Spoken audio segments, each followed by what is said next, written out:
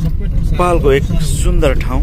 हाम्रो यसै पनि नेपाल हाम्रो सुन्दर ठाउँ हो, तर पनि यो अप्पर मुस्ताङको कोराला नाका हो। यस मरुभूमिमा पनि यहाँ कति राम्रो जनावरहरू कुदिरहेको छ है। एकदमै ठाउँ सुन्दर छ हेर्नमा।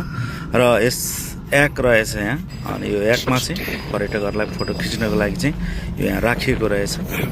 र यो चाहिँ खतरा रहेछ। यहाँ च्याप्प पन्जा ढ्याक्क तातो बनाएर यस्तो bike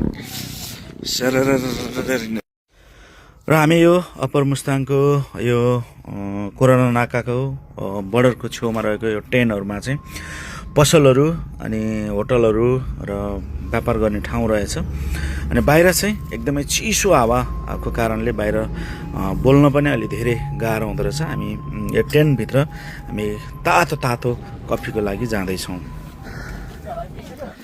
hello hello hello hello, कस्तो लाग्दैछ तपाईँहरूलाई आजको टुर? गाह्रो छ, एकदम टाढो छ, टाढो। के छ भाउजू, कस्तो लागिरह? रमाइलो लागिरह हो ल है। बडा मजा मजा। ल तातो कफी बन्दैछ यहाँ चाहिँ। यो तातो कफी पछिको चाहिँ अब हामी यो बाहिरको सुन्दर दृश्यलाई हामी अवलोकन गर्दैछौँ।